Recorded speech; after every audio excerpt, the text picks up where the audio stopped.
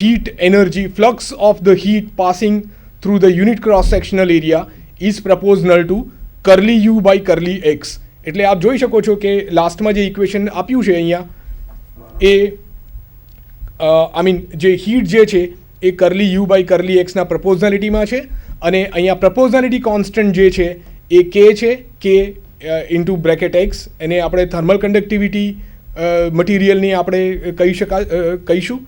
અને ત્યાર પછી આપણે બીજો પોઈન્ટ લઈએ તો જે હીટ જે ફ્લો થઈ રહી છે એ હંમેશા હાયર ટેમ્પરેચરથી લોઅર ટેમ્પરેચર તરફ જઈ રહી છે. ત્યાર પછી થર્ડ જે છે એ amount of heat necessary to raise the temperature of object of mass m by an amount delta u is c. I mean here we are talking about specific heat, એટલે અહીંયા સ્પેસિફિક હીટ પણ મટીરિયલની આવશે. એટલે finally આપ જોઈ શકો છો તો amount of heat flowing from left to right through a surface A of cross section during time interval delta T. આપ જે જોઈ શકો છો કે બ્લુ બેકગ્રાઉન્ડમાં જે ઇક્વેશન્સ આપણને બતાવવામાં આવ્યું છે એમાં curly u by curly x જે છે એટલે યુ જે છે u is a function of x and t, અને ડેલ્ટા ટી એટલે ડેલ્ટા ટી સમયમાં જે હીટ ફ્લો થઈ છે એ છે. એરિયા ક્રોસ સેક્શનલ એરિયા એ અને કે એક્સ એ થર્મલ કન્ડક્ટિવિટી છે. હવે એ જ પ્રમાણે સપોઝ તમે કોઈ બીજો પોઈન્ટ કન્સિડર કરો at x plus delta x distance away from that point, તો એના માટેનું આપ બીજું ઇક્વેશન આપ લખી શકો છો. દેટ ઇઝ આઈ મીન આગળનું જે ઇક્વેશન છે એ ઇક્વેશનમાં એક્સને એક્સ પ્લસ ડેલ્ટા એક્સથી તમારે રિપ્લેસ કરવાનું રહેશે. એટલે ફાઇનલી આપણને અહીંયા આપ જોઈ શકો છો કે આ બંને ઇક્વેશનનો ઉપયોગ કરીને આપ જે ટોટલ હીટ જે ફ્લો થઈ છે એ ટોટલ હીટ ફ્લો આપ લખી શકો છો, આપ મેળવી શકો છો. તો એ હીટ એન્ટરિંગ એટ પોઈન્ટ એ અને હીટ લિવિંગ એટ પોઈન્ટ બી અને પ્લસ હીટ જનરેટેડ, એટલે એનાથી આપણને ટોટલ અહીંયા ડેલ્ટા ઈ મળશે. અને આપ ડેલ્ટા ઈને આપ સિમ્પ્લિફાઈ કરો in terms of specific heat, mass અને ટેમ્પરેચર ડિફરન્સ, તો આપણે માસને આપણે લખી શકીશું in terms of density. So it is rho x into delta V, અને ત્યાર પછી આપ આને ડિવાઈડ કરીને લિમિટ્સ આપ લેશો ડેલ્ટા એક્સ અને ડેલ્ટા ટી ટેન્ડ્સ ટુ 0, તો આપણને આ ડિફરન્શિયલ ઇક્વેશન્સ મળશે. અને એ ડિફરન્શિયલ ઇક્વેશન આપણને શું બતાવશે, એ હીટ ફ્લો બતાવશે એક પોઈન્ટથી બીજી પોઈન્ટ કેટલું હીટ ફ્લો થઈ રહી છે અને સમયના સાથે કેટલી હીટ ફ્લો થઈ રહી છે. અને આપણે સપોઝ આ કોન્સ્ટન્ટ્સ જે છે આમાં કે પછી સી અને રો ડેન્સિટી એને આપણે કોન્સ્ટન્ટ અઝ્યુમ કરીએ તો ઉપરનું જે ઇક્વેશન જે છે એને આપણે સિમ્પ્લિફાઈડ ફોર્મમાં આ પ્રમાણે દર્શાવી શકાય, where curly u by curly t એ સમયના સાથે ટેમ્પરેચર કેવી રીતે વેરી થાય એ છે. ત્યાર પછીના બીજા બધા કોન્સ્ટન્ટ્સ જે છે એ આપણે બી સ્ક્વેરમાં એબ્ઝોર્બ કરી લીધા છે, અને આ curly square u by curly x square જે છે એ સ્પેસના સાથે ટેમ્પરેચર કેવી રીતે વેરી થાય એ છે.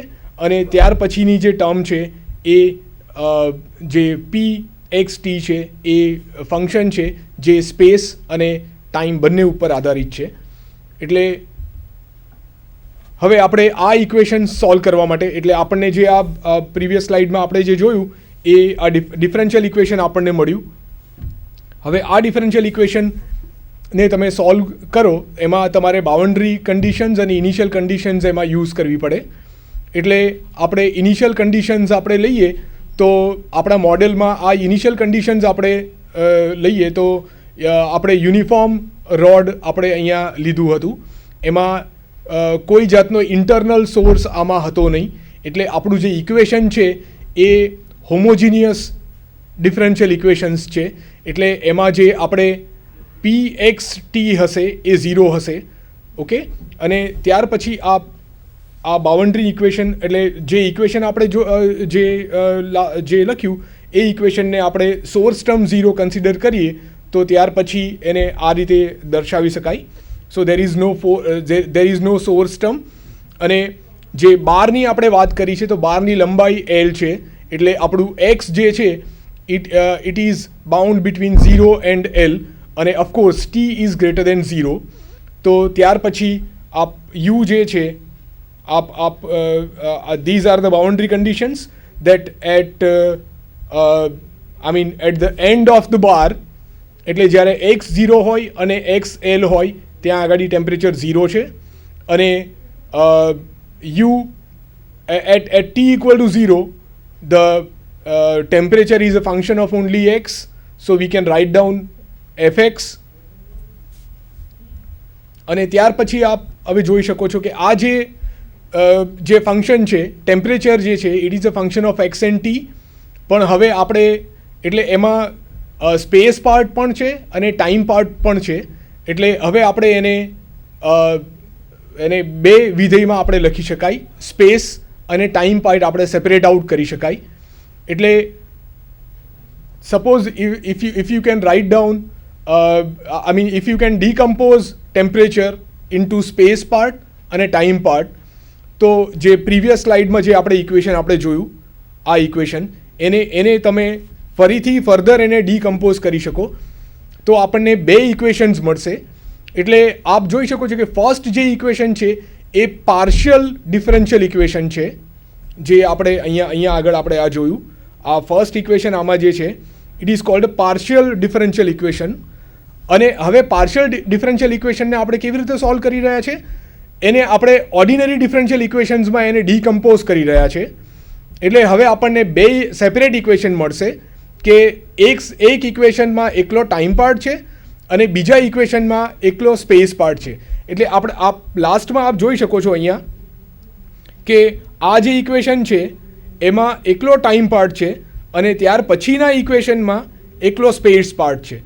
એટલે આ મેથડને આપણે કહેવાય method of separation of variables, જ્યાં આપણે સમય અને સ્પેસ બંનેને આપણે અહીંયા સેપરેટ કરીએ છીએ. હવે આ આપણને બે ડિફરન્શિયલ ઇક્વેશન્સ જે મળ્યા છે એ બંને ડિફરન્શિયલ ઇક્વેશન્સ આપણે સેપરેટલી સોલ્વ કરી શકાય. એટલે સપોઝ આપણે સ્પેસ પાર્ટ કન્સિડર કરો, તો સ્પેસ પાર્ટમાં આપ જોઈ શકો છો કે જે આપણે એક ઇક્વેશન મળ્યું એમાંથી સ્પેસ પાર્ટનું ઇક્વેશન આપણે કન્સિડર કરીએ તો ડબલ ડેરિવેટિવ ઓફ એક્સ, અહીંયા એક્સ જે પહેલી જે ટર્મ છે એ શું દર્શાવે છે, એ એક્સના સાપેક્ષમાં ડબલ ડેરિવેટિવ માઇનસ કે of x, k into x is equal to 0. અને બાઉન્ડ્રી કન્ડિશન આપણે એપ્લાય કરીએ તો x at x equal to 0 and x at x equal to L is 0. એટલે આ ઉપરનું ઇક્વેશન છે એને આપણે ત્રણ જુદા જુદા કેસીસમાં તમે ડિવાઈડ કરી શકો છો. સૌથી પહેલું તો suppose k is 0. k is 0, ક્યાં તો k 0 કરતાં વધારે હોય ક્યાં તો k 0 કરતાં ઓછું હોય. તો આપણે આ ત્રણ કેસ જોવાના છે. તો આપ કેસ 1 લો, એમાં k ઇક્વલ ટુ 0 છે, તો આ કેસમાં એક્સ છે એ આપણને 0 મળશે. So it is trivial solution. Suppose k2 આપ કન્સિડર કરો, k2માં k is greater than 0. Suppose k is greater than 0 તો આપ કન્સિડર કરી શકો છો કે k is equal to some lambda square. then this differential equation you can write down as x double derivative minus lambda square x is equal to 0.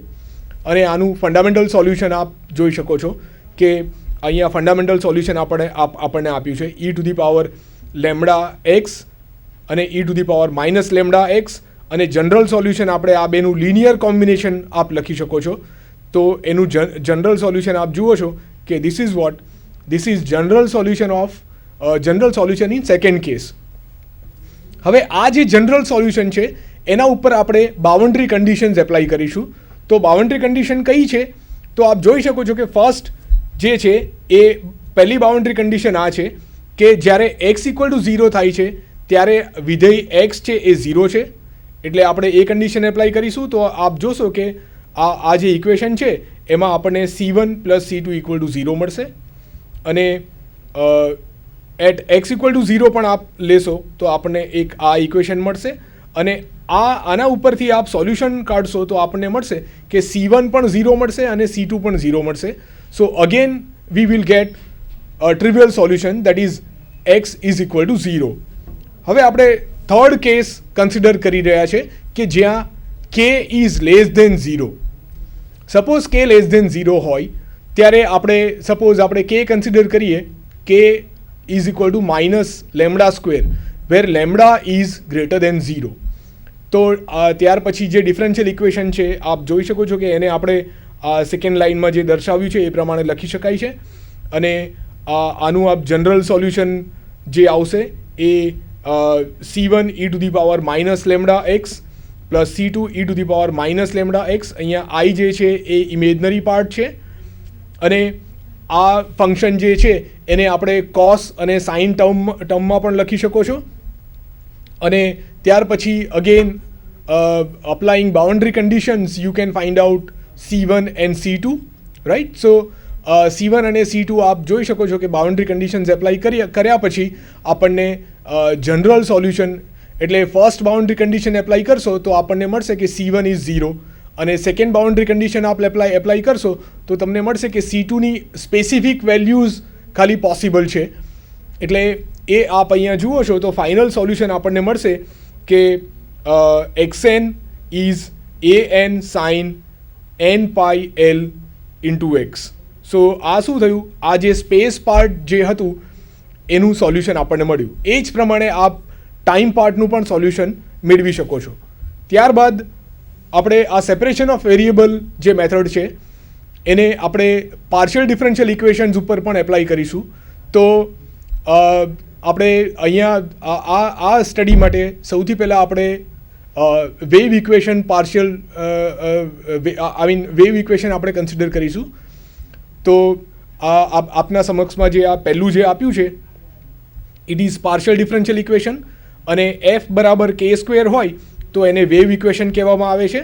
અને આ wave equation એ electromagnetic theory, wave transmission અને એવી ઘણા બધા ફિઝિક્સના ફિલ્ડમાં આનો ઉપયોગ આપણે કરતા હોઈએ છીએ. અને ધારો કે k² એ આરનું ફંક્શન હોય તો આપણે સ્ફેરિકલ કોઓર્ડિનેટ્સ યુઝ કરતા હોઈએ છીએ અને ત્યારે એને તમે સોડિન્જર ઇક્વેશન સાથે પણ એને સરખાવી શકો છો. એટલે એ જ equation suppose k is a function of r તો આપ જોઈ શકો છો કે તમે એ ઇક્વેશનને આ પ્રમાણે દર્શાવી શકો છો. આ જે અહીંયા આપને બતાવવામાં આવ્યું છે એટલે આ ઇક્વેશન જે છે એ સોડિન્જર ઇક્વેશન હાઇડ્રોજન એટમ માટે રિપ્રેઝન્ટ કરે છે, જ્યાં m A mass of electron છે, h એ પ્લાન્ક કોન્સ્ટન્ટ છે અને E0 જે છે એ ઇલેક્ટ્રિક પરમિએબિલિટી છે વેક્યુમની. અને આપણે આ ઇક્વેશનને તમે અલગ અલગ કોઓર્ડિનેટ સિસ્ટમ્સમાં તમે એને કોઓર્ડિનેટ સિસ્ટમનો યુઝ કરીને એને તમે સોલ્વ કરી શકો છો. તો આપણે જોશું કે આ સેમ ઇક્વેશનને તમે અલગ અલગ કોઓર્ડિનેટ સિસ્ટમ્સમાં કેવી રીતે લખી શકો છો. તો આપ જોઈ શકો છો કે જનરલ ફોર્મ આપણે કાર્ટેઝિયન કોઓર્ડિનેટ આપણે લઈએ તો કાર્ટેઝિયન કોઓર્ડિનેટમાં આપણે આ પ્રમાણે લખી શકાય, ∇² સાઈ જે છે એને 3 ટર્મ આપણને મળશે. તો આપ જોઈ શકો છો કે આપણા પાસે 3 ટર્મ છે plus k² psi is equal to 0 છે અને આ ∇² જે છે એ લેપ્લાસિયન છે અને k² જે છે એ કોન્સ્ટન્ટ છે. અને હવે આપણે again we will use the method of separation of variable. એટલે આપણે આ જે સાઈ છે એ એક્સ વાય ઝેડનું વિધેય છે, એના જગ્યા પર આપણે એને એક્સ વાય અને ઝેડના ફંક્શન્સ તરીકે લખી શકાય. તો ધારો કે આપણે સાઈને એક્સ વાય અને ઝેડની રીતે આપણે રિપ્લેસ કરીએ તો એ સેમ ઇક્વેશન્સ આપ આ રીતે લખી શકો છો. અને ત્યાર પછી આપ એને એક્સ વાય ઝેડથી ડિવાઈડ કરો તો ત્યારબાદ આપ જોઈ શકો છો કે આ ઇક્વેશન 8 આપણને મળશે. તો આપ જોઈ શકો છો કે અહીંયા જે આપણા પાસે 3 વેરિયેબલ છે અને એટલે પાર્શિયલ ડિફરન્શિયલ ઇક્વેશનમાં 3 વેરિયેબલ છે, એને આપણે 3 ઓર્ડિનરી ડિફરન્શિયલ ઇક્વેશન્સમાં તમે એને ડીકમ્પોઝ કરી શકો. એટલે તમને 3 જુદા જુદા ઇક્વેશન્સ મળશે અને આ 3 જુદા જુદા ઇક્વેશન્સના લીધે તમને 3 કોન્સ્ટન્ટ્સ અહીંયા ઇન્કોર્પોરેટ કરવા પડશે. અને આપ જોઈ શકો છો કે આ પહેલું ઇક્વેશન જે છે it is where only x is involve, d² by dx². પછી એ જ પ્રમાણે તમે further you can decompose y part and z part. અને ફાઇનલી આપ લખી શકો છો કે જે ફાઇનલ સોલ્યુશન જે છે where space part x component, y component અને આ ઝેડ કમ્પોનન્ટ છે.